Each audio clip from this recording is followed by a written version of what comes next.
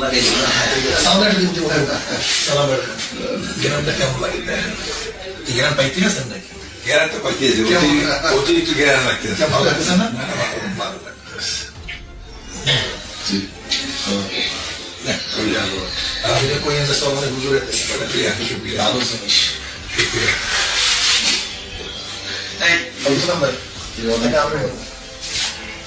হাসিনা গণভবনে ডাকছে কারে?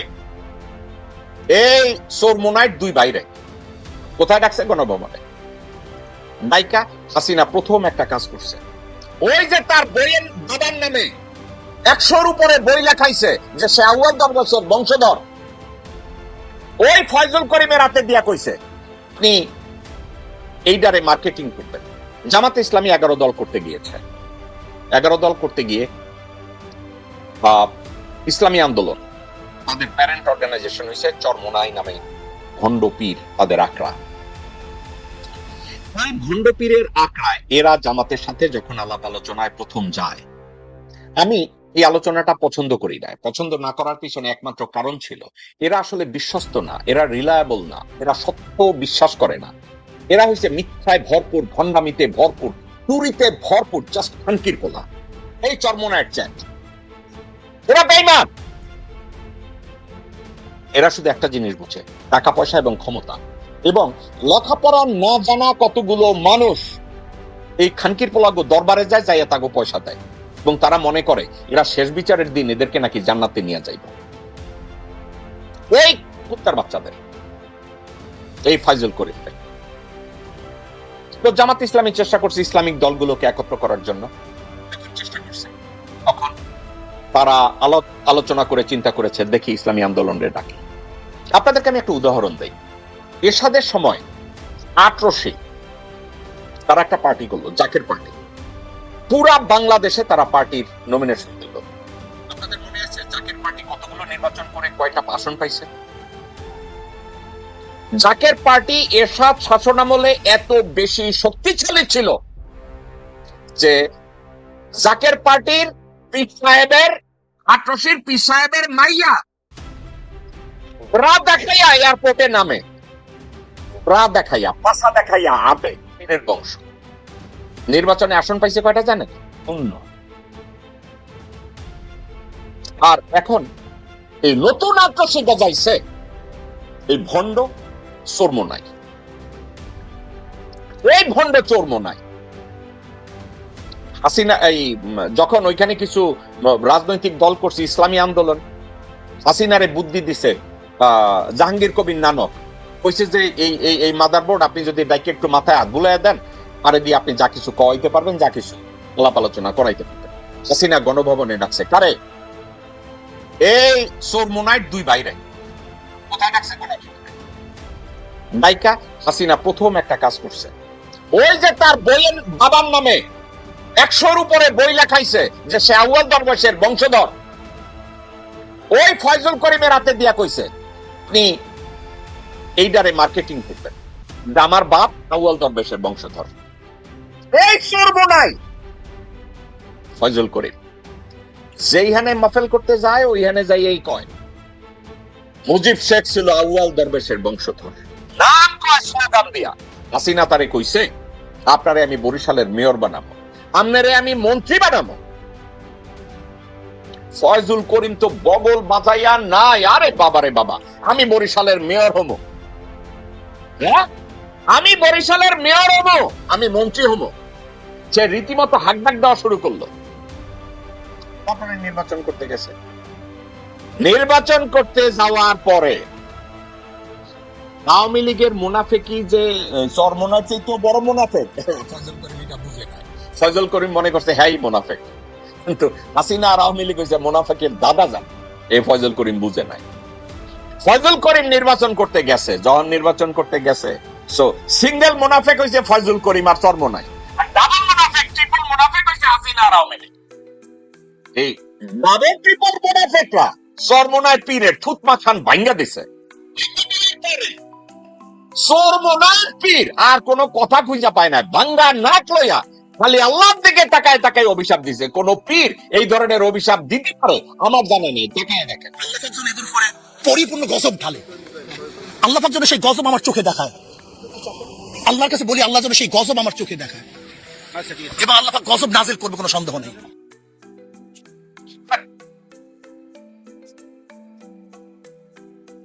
শকুনের দোয়ায় কোনোদিন গরু মরতে দেখছেন? শকুনের দোয়ায় গরু মরে না। এই মুনাফেক, এই সিঙ্গেল মুনাফেক যখন ডাবল মুনাফেকের সাথে কথা কাম করতে গেছে, আওয়ামী লীগ এবং হাসিনা পরে তুতমা ফাটাইছে। এবার জামাতের লোকে সে প্যাক করতে যায় কয় আমার 150টা সিট দিতে হইব। এই যে জাকের পার্টি 2, কেন জাকের পার্টি 2? আপনি কি জানেন ওই জাকের পার্টির সময় নমিনেশন যখন দিছে তারা এত জনপ্রিয়, পুরা বাংলাদেশে 18 সিট জয় জয়কার, অথচ পুরা বাংলাদেশে ইলেকশন হয়েছে, ভোট পাইছে, আসন পাইছে 0। এখন এই ইসলামী আন্দোলন নিয়ে যখন তারা কথা জামাতের সাথে সিট ভাগাভাগি করতে গেছে, তাই বলছে আমার 150 সিট দিবে।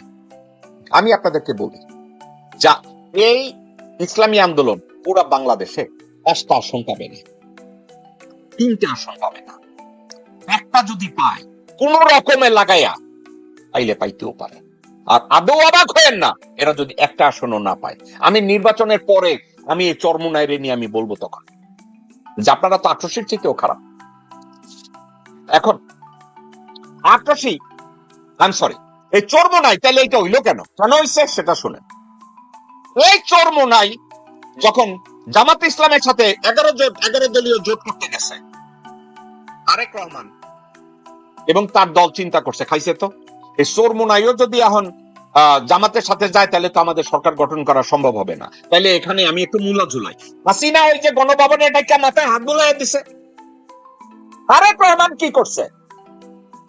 নান্দির ঘরের 2 বান্দিরে পাঠাইছে চরমুনাইর এদের লগে কথা কইতে। নান্দির ঘরের 2 বান্দি এই চরমুনাইর লগে বৈশা কি কথা কয়, আতন নিয়া কথা কয়। দেখ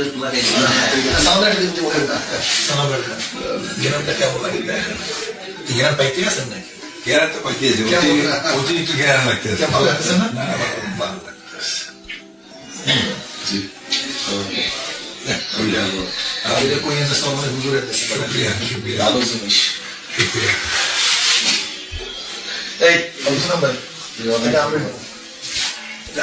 আতর কেন দিছে?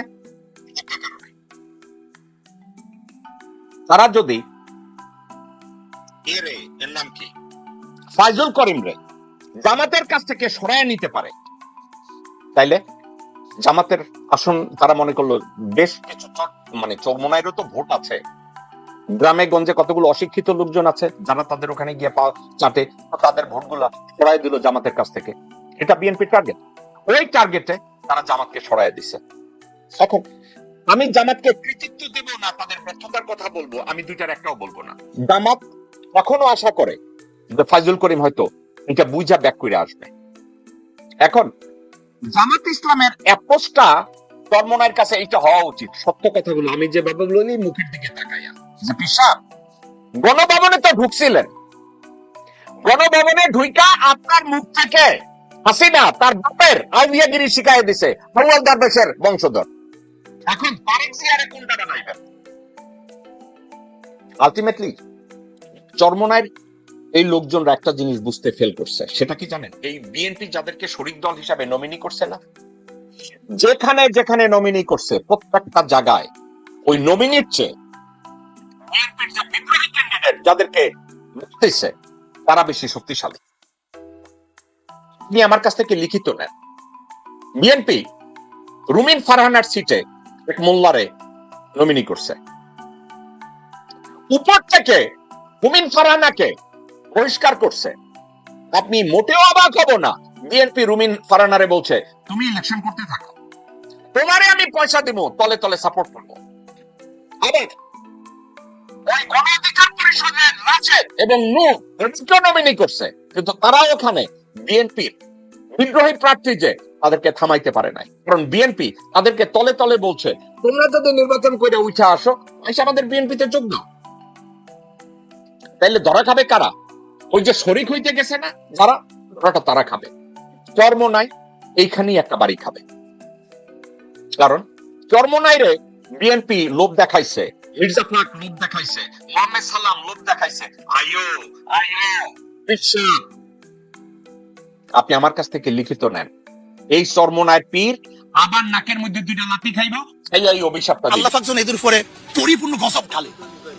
আল্লাহ পাক যেন সেই গজব আমার চোখে দেখায়। আল্লাহর কাছে বলি আল্লাহ যেন সেই গজব আমার চোখে দেখায়।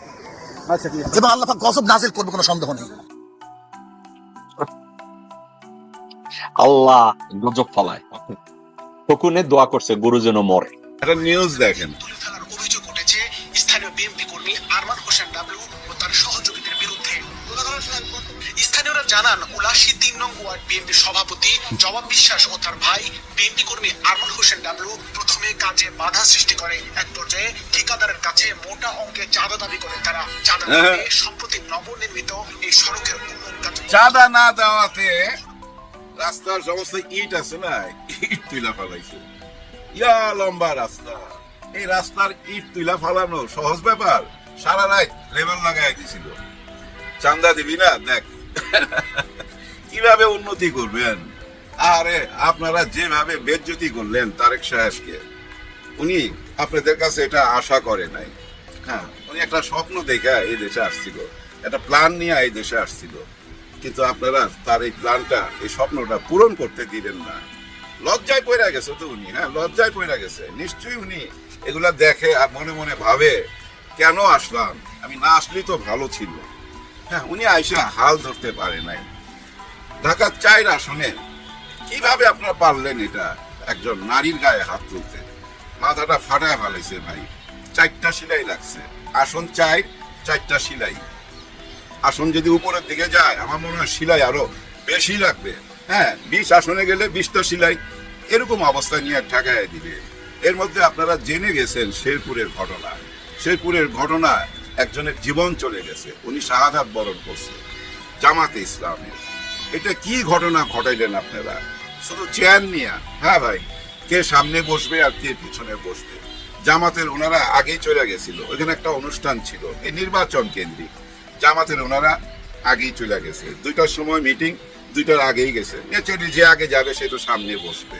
2টার কিছুক্ষণ পরে বিএনপির ওনারা আসছে, বিএনপির ওনারা আইসা ওই সামনে বসতে চাইছে। এটা নিয়ে ধাক্কাধাক্কি মারামারি একটা পর্যায়ে অনেকেই আহত হয়েছে, এখানে প্রশাসনের মানুষও আহত হয়েছে। শোনা যায় 50 জনের উপরে আহত, একজন তো শাহাদাত বরণ করছে।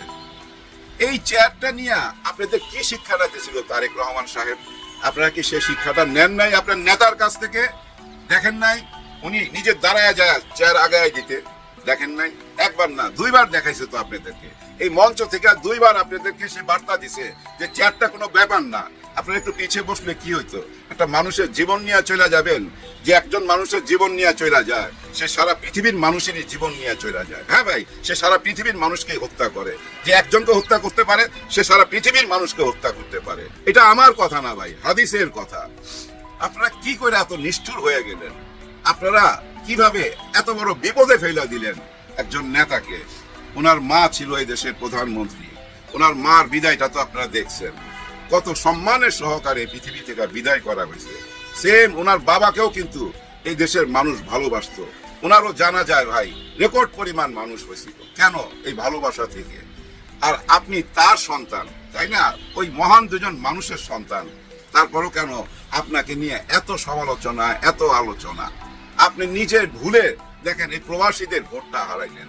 শোনা যাচ্ছে প্রবাসী ভাই বোনদের এই ভোটগুলা 90% ভোটই নাকি জামাতের পক্ষে চলে আসছে। 90% ভোট। কারণ কি? কারণ ভাই ওই আপনারাই, আপনাদের শত্রু আপনারা ভাই। হ্যাঁ ভাই, অন্য কেউ আপনাদের শত্রু নাই, আপনারা নিজেরাই। যেমন পাপিয়া ম্যাডাম যেভাবে প্রবাসী ভাইদের নিয়ে কথাবার্তা বলছে, সেটা কিন্তু মানুষের গায়ে জ্বালা ধরছে, জ্বালা ধরছে। আবার ঠিক নির্বাচনের সময় যখন তফসিল ঘোষণা হয়ে গেল, বিদেশের পোস্টাল ওই ভোটের চিঠিপত্র চলে গেল, ঠিক ওই টাইমে দেখেন আপনি পাশে বসাইলেন এমন একটা চ্যাংরাকে, যে চ্যাংরা প্রবাসী মা বোনদের ইজ্জত নিয়ে খেলছে, সে ইজারা দিয়ে দিছে। জামাতকে যারা ভোট দিবে তাদের কাছে মা বোনদেরকে নাকি ইজারা দেওয়া হবে। এরকম কথা বলা একটা ছেলেকে আপনি যখন প্রশংসা করেন, পাশে বসান, তখন কি আর আপনি প্রবাসী ভোট আশা করতে পারেন? না, পারেন না। আমি জানি না কোন চক্করে আপনাকে ফেলে দিছে। হ্যাঁ ভাই, আপনার আশেপাশে এমন একটা চক্কর আছে যে চক্কর আপনাকে কিছুই জানতে দিতেছে না, আর এই চক্করের নাম হইলো কি জানেন? রাধা চক্কর। এই রাধা চক্করে আপনারা ফেলে দিছে আপনার আশেপাশের মানুষগুলা। এদের বলয় থেকে বেরিয়ে যান, এদের কথা শুনেন না। ওই যে মাহমুদুর রহমান স্যার বলছিল না, আপনি অনেকদিন বিদেশ ছিলেন, এই দেশের অনেক খবরই আপনি জানেন না। সেটা তো প্রমাণিত সত্য। আসলে আপনি অনেক কিছুই জানেন না এবং আপনাকে জানতেও দেওয়া হয় নাই। আপনার আশেপাশে যারা উপদেষ্টা আছে তারাও নিশ্চয়ই কিছুই জানে না। এই দেশ সম্বন্ধে কোনো জ্ঞানই নাই। এই দেশ সম্বন্ধে জ্ঞান থাকলে আপনি কি কুমিল্লায় বলতে পারতেন এখানে আমি ভিজিট কইরা দিব? আপনি কি ওই নরসিংদীতে বলতে পারতেন এখানে কি ভূমিকম্প হয়েছে? এটা বলতে পারতেন না। তার মানে কি জানেন, ওই যে একটা বলয়ের মধ্যে আপনি আটকে গেছেন। এই বলয় থেকে আপনি বেরিয়ে যান, এই বলয় থেকে বের হয়ে যান, মানুষের কাছাকাছি চলে যান। একটা কাচের দেওয়াল সামনে রাইখা দিছে তো আপনার। ওই যে আপনি বাসের মধ্যে যে থাকেন, সামনে দাঁড়ায় যে হাত নাড়েন, মাঝখানে একটা কাচ থাকে না, আর বাইরে হলো জনগণ। এই কাজটা জনগণ আর আপনার মাঝখানে একটা কাচের দেওয়াল দেওয়া আছে।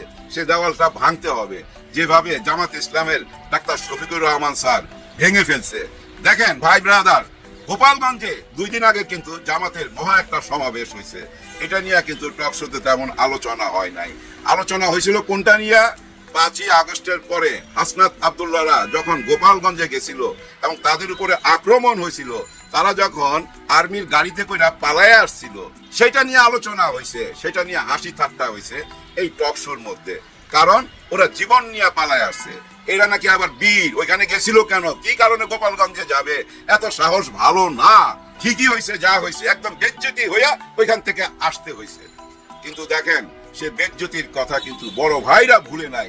ছোট ভাইয়ের বেজ্জতির কথা বড় ভাইরা ভুলে নাই, জামাতে ইসলাম ভুলে নাই। জামাতে ইসলাম ঠিকই যায়া ওই গোপালগঞ্জে শেখ হাসিনার উঠানে দাঁড়ায়া নারে তাকবীর আল্লাহু আকবার বইলা আসছে। নারে তাকবীর আল্লাহু আকবার ওই শেখ হাসিনার উঠানে দাঁড়ায় বলছে। যে উঠানে দাঁড়ায় সে বলতো এরা জঙ্গি জঙ্গি। কেউ আল্লাহর নাম নিলে, কারো দাড়ি টুপি দেখলেই বলতো জঙ্গি জঙ্গি। ওই গোপালগঞ্জের উঠানে দাঁড়ায় এসব বাণী দিছে না? দিছে তো ভাই। আবার এরকমও শোনা গেছে না যে গোপালগঞ্জের পাতা নড়ে না শেখ হাসিনার কথা ছাড়া। এমন একটা মিথ ছিল না? সে মিথ ভাঙ্গা চুরা চুরমার করে দিল তো গত পরশু দিন। ওইখানে যে কি বলছে দেখেন, ডাক্তার শফিকুর রহমানের কথা এত ব্যালেন্স, এত সুন্দর, যার জন্য ওনার প্রেমে পড়ছি। বলছি না আমি আপনাদেরকে আগেও যে ডাক্তার শফিকুর রহমান স্যারের মতো একজন নেতা দরকার এই দেশে। দেখেন কি সুন্দর বক্তব্য দিছে, কোথায় কোন কথা বলতে হবে উনি জানে। উনি কি বলছে? আমি এখানে কোনো প্রতিশোধ নিতে আসি নাই, প্রতিশোধের কোনো কথা বলতে আসি নাই। আমি এখানে আসছি ইনসাফ কায়েম করার জন্য। ইনসাফ কায়েম করতে হবে। এই গোপালগঞ্জ বাংলাদেশের বাইরে না, গোপালগঞ্জের জনগণ বাংলাদেশের জনগণের বাইরে না। আপনারা আমার মা বোন ভাই ব্রাদার, আপনাদের নিয়ে আমরা একটা নতুন বাংলাদেশ গড়তে চাই।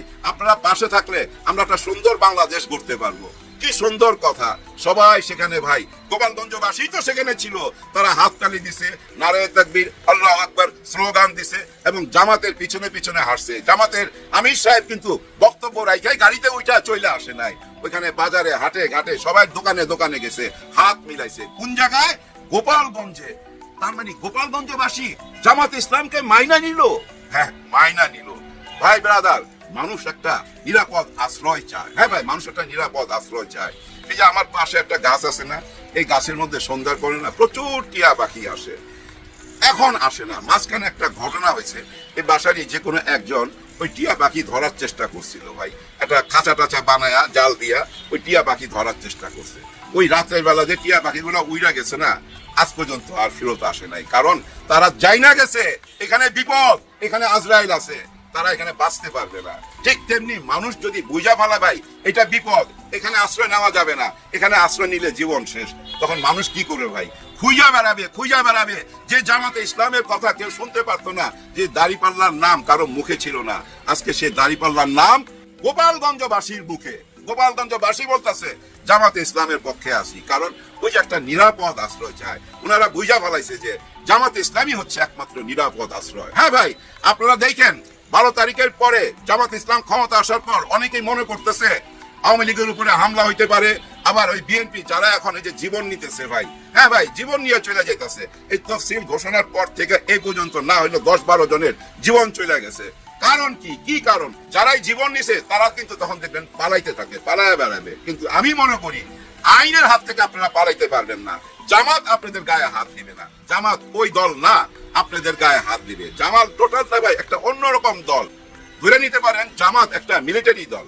মিলিটারির মধ্যে যেমন আইন শৃঙ্খলা নিয়ম কানুন মাইনা চলতে হয়, জামাতে ইসলামও তেমনি আইন কানুন নিয়ম কানুন মাইনা চলতে হয় ভাই। এখানে ভুল করলে কোনো ক্ষমা নাই। মিলিটারিতে ভুল করলে আপনি থাকতে পারবেন না, বাইট করে দিবে, কোর্ট মার্শাল হবে। ঠিক তেমনি ভাই এখানেও বিচার হয়, এখানে কোনো অপরাধ মাইনা নেয় না। এমন একটা সুশৃঙ্খল দলের কাছে মানুষ তো আশ্রয় নিবেই। আপনারা যত ভুল করবেন ততই এখানে এসে আশ্রয় নিবে। দেখেন না অনেকে এর মধ্যে দল ছাইরা জামাতে এসে যোগ দিছে, শত শত, এরকম তো আমরা দেখতেছি। গতকালকে আমি দেখছি 300 জন একসাথে চলে আসছে এবং দুধ দিয়া গোসল করতে দেখছি আমি একজনকে। হ্যাঁ ভাই, উনি বিএনপি করতো, উনি দুধ দিয়া গোসল কইরা ডক্টর শফিকুর রহমান মাসুদকে বুকে জড়ায় ধরছে। দুধ দিয়া গোসল কইরা বুকে জড়ায় ধইরা 300 ওনার কর্মী নিয়া জামাত ইসলামে যোগ দিছে। চিন্তা করেন কেন দুধ দিয়া গোসল করলো? অতিষ্ঠ হয়ে গেছে। হ্যাঁ ভাই, অতিষ্ঠ হয়ে গেছে। অন্যায় অনিয়ম সবাই মাইনা নিতে পারে না, যার বিবেক আছে সে মাইনা নিতে পারে না।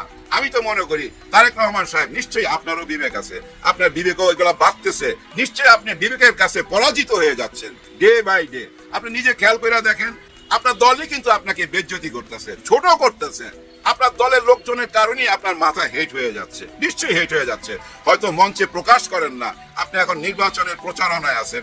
এখন আপনি বলেন যে আমার দলের লোক ওই শেরপুরে একজনের মার্ডার করছে, তাহলে তো আপনি ভোট পাবেন না। আপনাকে এখন না জানার ভান করতে হইতাছে, এটাই সবচেয়ে দুঃখের ব্যাপার। মানে আমি জানি তারপর আমি না জানার ভান করতেছি, তার মানে আমাকে অভিনয় করতে হচ্ছে। আসলে নেতা সেই হইতে পারে যে বড় অভিনেতা হইতে পারে। তার মানে কি নেতা সেই হইতে পারবে যে বড় অভিনেতা?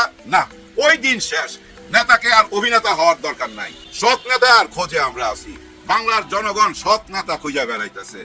বাংলার জনগণ এখন সৎ নেতার খোঁজে আছে। ওই যে বলে না আমি বাংলাদেশ, সেই বাংলাদেশ একজন সৎ নেতার খোঁজে আছে। আর সেই সৎ নেতা 12 তারিখে আপনাদের সামনে আসবে। 12 তারিখে নির্বাচনের পর হয়তো 2-3 দিন লাগবে, 2-3 দিন পরই আপনাদের সামনে এসে হাজির হবে এবং আমাদের সামনে, এই জাতির সামনে উনি প্রথম যে বক্তব্যটা দিবে, সে বক্তব্যের মধ্যে কি থাকতে পারে তার একটা ইঙ্গিত দিয়া ভিডিওটা শেষ করব। আমি অ্যাডভান্স বইলা রাখতেছি, অ্যাডভান্স আগাম বইলা দিতেছি, ওনার প্রথম ভাষণের মধ্যে থাকবে আওয়ামী লীগের যারা অন্যায় করছেন, অপরাধ করছেন, আপনাদের বিচার বাংলাদেশের যে আইন কানুন আছে সে আইনের মধ্যেই হবে। বাকিটা কি? বাকিটা হইল ক্ষমা ঘোষণা, একদম সাধারণ ক্ষমা ঘোষণা। ছাত্রলীগ বলেন, যুবলীগ বলেন, শ্রমিক লীগ বলেন, যে কোনো লীগ থাকুক না কেন, যারা অন্যায় করে নাই, যারা আইনের চোখে অপরাধী না, তাদের জন্য কোনো ভয় থাকবে না। একেবারে টোটাল একটা ক্ষমা ঘোষণা করবে। পুরো দেশটাকে না একটা প্ল্যাটফর্মে আনতে হবে। আর ওই ক্ষমা ঘোষণার মধ্যে দিয়েই জামাত ইসলামের যাত্রা শুরু হবে। হ্যাঁ ভাই, যাত্রা শুরু হবে। এর মানে কিন্তু আমি এইটা বুঝাইতেছি না যে আওয়ামী লীগকে দিল্লি থেকে নিয়ে আসবে, না, ওরকম কিছু না। আওয়ামী লীগ দিল্লি থেকে আসবে কি আসবে না এটা জনগণ সিদ্ধান্ত নিবে। এবং বাংলাদেশে আওয়ামী লীগ নির্বাচন করতে পারবে কিনা, রাজনীতি করতে পারবে কিনা, এটাও ভাই জনগণ সিদ্ধান্ত নিবে। কিন্তু আমি আগাম বইলা গেলাম, জামাত ইসলাম সাধারণ ক্ষমা ঘোষণা করবে। সাধারণ ক্ষমা ঘোষণা না করলে এই দেশের মানুষের মধ্যে ভাই বিভাজন থাকা যাবে, একে অপরকে শত্রু মনে করবে। আমরা একে অপরের ভাই, আপনি আমার ভাই, আমি আপনার ভাই, আপনি আমার বোন, আপনি আমার মা। আমরা সবাই এই দৃষ্টিতে দেখতে হবে। এই যে নারীদের উপরে যারা হাত তুলতেছেন, নারীদেরকে যারা অপমান করতেছেন, ছোট করতেছেন, তারা টের পাবেন 12 তারিখে, তারা টের পাবেন। নারীদের শক্তি জানেন না, এই দেশের নারী ভোট সংখ্যা কত জানেন না, অর্ধেকের উপরে হবে নারী ভোট সংখ্যা। দেখবেন ওনারা এই মাসের শেষে রাস্তায় নামতেছে। 10 লক্ষ নারী যখন রাস্তায় নামবে তখন আপনারা জবাব পাবেন। নারীদের গায়ে হাত তুলা নিজেদেরকে আর পচায়েন না, এত নিচে নামায়েন না ভাই, এত নিচে নামায়েন না। আপনারা হয়তো অনেকেই মনে করতেছেন ডর দেখাবেন, ভয় দেখাবেন, ভয় দেখায়া আটকায় রাখবেন। যেভাবে ডর ভয় দেখায়া আওয়ামী লীগ এই দেশ চালাইছিল, কিন্তু মাথায় রাখতে হবে তখন তাদের হাতে র্যাব ছিল, আর্মি ছিল, পুলিশ ছিল, চৌকিদার এবং তাদের হেলমেট বাহিনী সবাই ছিল, সঙ্গে ছিল ওই পার্শ্ববর্তী দেশের ক্ষমতা এবং র নামের একটা বিরাট এজেন্সির টোটাল সহযোগিতা। তাও তো পারে নাই। যার এত ক্ষমতা ছিল সেই যখন পারে নাই, আপনি কি নিয়ে পারবেন? একটু হিসাব মিলায় দেখেন। ওই যে গোপালগঞ্জের দিকে তাকাইলে বুঝেন না গোপালগঞ্জের বাসীর কি ত্যাগ ছিল যখন হাসনাত আব্দুল্লাহ গেছিল, পারলে মাইরাই ফেলায় ওইখানে। কিন্তু দেখেন ডাক্তার শফিকুর রহমান স্যার যাওয়ার পর সবাই চুপ কেন? কারণ গোপালগঞ্জবাসী বুঝা ফেলাইছে হায় আমাদের পিছনে তো এখন পুলিশ নাই, পুলিশের সহযোগিতা পাবো না, র্যাবের সহযোগিতা পাবো না, আর্মির সহযোগিতা পাবো না, যার জন্য না চুপ হয়ে গেছে। ঠিক তেমনি আপনারাও চুপ হয়ে যাবেন ভাই 12 তারিখের পরে। আমি মনে করি এখনো সময় আছে ভাই, এখনো সময় আছে। নিজেদের ভুলগুলা না ওই মঞ্চে দাঁড়ায় প্রকাশ করে দেন, কিন্তু ওই মঞ্চে দাঁড়ায় যখনই আপনি ওই রাজাকার আলবদর ওই 71-এর গীত গাইবেন, আপনারা যখন বলবেন 30 লক্ষ মা বোনের ইজ্জত নিয়ে চলে গেছে, আপনাদের লোকজন এসে বলে জামাতকে ভোট দিবেন না, জামাতকে ভোট দিলে মেয়েরা নিরাপদ না, এরা মেয়েদেরকে ঘর বাড়ি থেকে টাইনা বাইর করে নিয়ে যাবে। আপনারা যখন বলেন জামাতের কেউ ভোট চাইতে আসলে, আপনারা যখন বলেন জামাতের কেউ নারী ভোটার আসলে ভোট চাইতে তার ছায়া টান দিয়া খুইলা ফেলাইতে, কত বড় কথা! হায় হায়, আমি যদি লিডার হইতাম তারপরে না ওর জিব্বাটা টিপে দিতাম এবং ওর কানে ধইরা না আমি জেলখানা দিয়ে দিতাম, পুলিশের হাতে দিয়ে দিতাম যে এটা আমার দলের লোক, আমার ছেলে, এই যে নেন। আর ওই বাবাকে আরো শক্ত হইতে হবে। আপনার ছেলে রাস্তায় মার খায়া জীবন দিবে, আপনার মেয়ে রাস্তায় মার খায়া মাথা ফাটবে, তাকে সিলাই দিতে হবে। আর আপনারা বাবা হয়ে চুপ থাকবেন, আপনারা খালি বলবেন যে ঠিক আছে একটা জিডি কইরা দেই, আর ওই যে অভিযোগ করলেই কি শেষ হবে? না, আপনার সন্তানকে বাঁচাইতে হইলে আমি জামাত ইসলামকে বলতেছি, আপনাদের সন্তানকে যদি বাঁচাইতে চান তাহলে প্রতিরোধ গড়া তুলুন। ইয়েস, প্রতিরোধ গড়া তুলুন। ওই অভিযোগ করবেন, জিডি করবেন, এরা থামবে না, এরা আরো জুলুম করবে। আর যদি আপনারা প্রতিরোধ গড়া তোলেন তাহলে ওরা কিচ্ছু করতে পারবে না। মহল্লায় গ্রামে ভাই 50 জন করে টিম বানায় দেন, সবাইকে বাঁশের লাঠি দিয়ে পাহারা দিতে কন, মারামারি করার জন্য না, শুধু প্রতিরোধ করার জন্য। দেখবেন ধ্বংস হয়ে যাবে এসব চাঁদাবাজরা, ধ্বংস হয়ে যাবে এসব ক্রিমিনালরা। এদেশের আইন কানুন প্রশাসনের উপরে ভাই মানুষের ভরসা চলে যেতেছে, দিন ভরসা চলে যেতেছে। সামনে নির্বাচন, কিভাবে নির্বাচন হবে সেটাই বড় প্রশ্ন। হ্যাঁ ভাই, এই যে তফসিল ঘোষণার পর থেকে এই পর্যন্ত যদি 10-12 জন পৃথিবী ত্যাগ করতে পারে, এবং আপনাদের মনে আছে কিনা শেখ হাসিনার শেষ নির্বাচনের সময় প্রায় 140 জনের উপরে এই পৃথিবী থেকে গেছে। নির্বাচন আসলে মা বোনের বুক খালি হবে, এরকম নির্বাচন চাই না, দরকার নাই এরকম নির্বাচন। এই গণতন্ত্রেরও দরকার নাই। যদি গণতন্ত্র দিতে চান, যদি সত্যি একটা সোনার বাংলাদেশ গড়তে চান, তাহলে প্রতিরোধ গড়া তুলুন। ভাই ব্রাদার, একটা জিনিস খেয়াল করেন, গত 15 মাসে, গত 16-17 মাসে যে হারে মা বোনদের বুক খালি হয়েছে 200 থেকে 250-এর উপরে, এইটা কোনো কথা হইলো?